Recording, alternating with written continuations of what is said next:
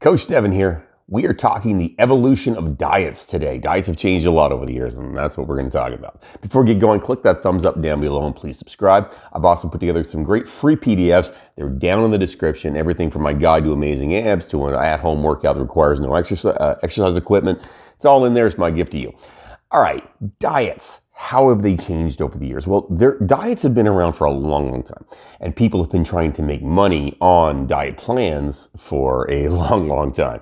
I'm old enough to remember back in the day that, nobody really dieted all that much because that's really wasn't a thing, especially men really did. It just wasn't what people were into. Because back in those days, people asked, why are you going to the gym? That's a weird thing. Why would you even bother going to the gym? What's the point? Life has changed a lot, obviously, recently. So we've seen this enormous explosion of gym memberships and small studios and larger gyms and gym chains, and all those things have changed now. So that we have a very different marketplace. But back in the day, and we're talking, 30 years ago, 25 years ago, people, you wanted to make money on a diet plan. Well, basically what you did is you wrote a diet book and you sold it. You got a big publisher. The publisher would blow it out there and publish it to be on all the bookstores.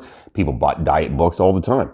Diet books were like a thing. There were lots of diet plans out there. People would buy the book. There'd be all kinds of recipes in the book. You had to follow the recipes, and that was that. And that's how businesses and individuals made money on diets. Back then, they sold a book and they made money in the book sales. Things have obviously changed a lot. People are reading probably less books.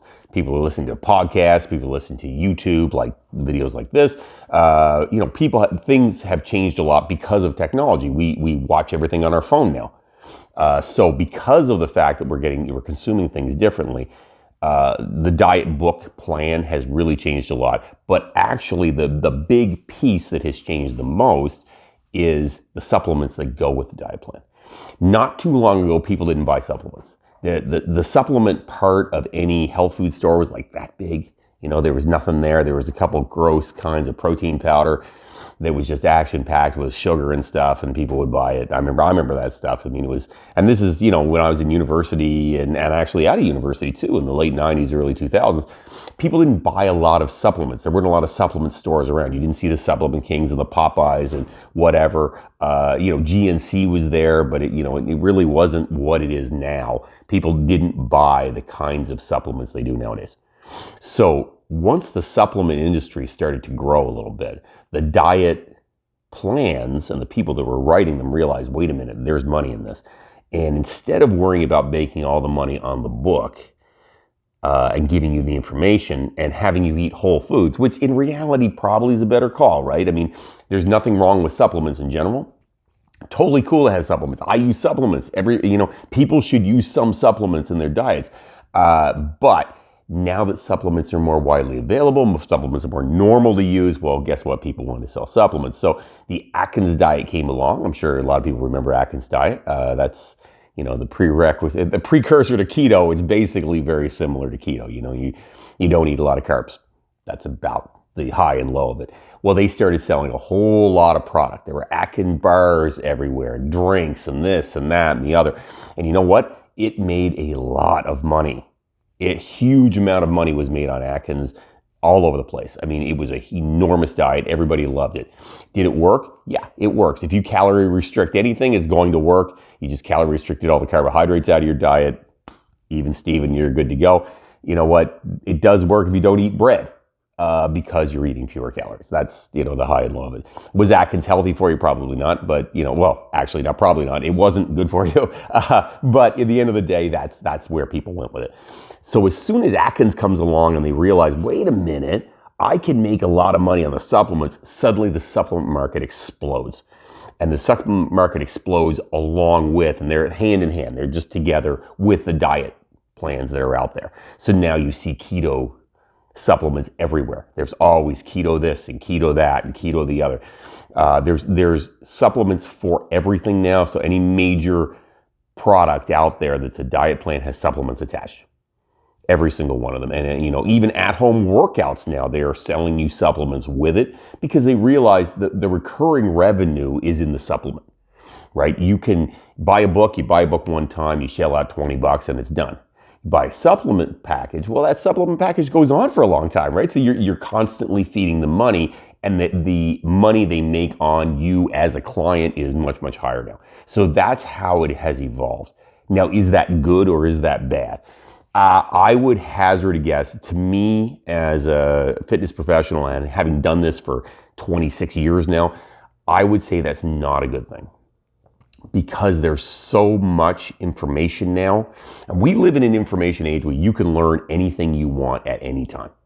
Just go online, Google it, and you'll know. However, there's a lot of people with a vested interest in you not learning things. They don't really want you to know all that much stuff about whatever it is you're doing, because if you know all that stuff, well, is that going to be a good thing? Well, no. And what they do is they overload the internet with pseudoscience and fake things. I mean, you can find on the internet that marijuana is going to cure your prostate, cure diabetes, make you more handsome, grow your hair back, sleep better, better sex life, you name it. Well, in the end of the day, that's not true. That's just not a real thing. And people need to understand that is basically false advertising. People are just trying to hammer out stuff to make money on anything they can. My issue now with diet plans in general is they have gone way away from the food side of it, which is what it was originally. If you bought the South Beach book, it was action-packed with information about the South Beach diet and meal plans, but it was all real food. Like, everything there was real food. It wasn't fake food. It was real food. You weren't buying supplements. Nowadays, there's stuff out there, and they encourage you to have supplements 2 or 3 times a day. So you don't eat actually real food until nighttime, or you only eat real food in the morning. Like, it's to me crazy, because what we're doing is we're moving farther and farther and farther away in the evolution of diet plans from healthy real food and helping people actually get more fit. We're moving into this wild, crazy place where everybody lives on supplements. And look, that is crazy talk. That's the bottom line. This is real between me and you right now. That's crazy talk. It doesn't work. It won't work. You can't live on supplements. Supplements, by definition, are a supplement, which means they supplement your diet. They are not the diet. They're not what you eat. They are help for what you eat. So when someone is trying to sell you supplements, you want to be smart about what you're buying. There's lots of great supplements, but it is a supplement to your diet. It is not something new to it. It is not what you're going to eat on a regular basis. That's just not the way it should be. So the evolution now of diet plans has gone heavily in that direction. I think it will go more in that direction. We will see more and more and more with drink this drink, every day and you'll be fine, or have 3 of these drinks a day, or, you're going to drink this fresh squeezed juice 6 times a day, or whatever it happens to be.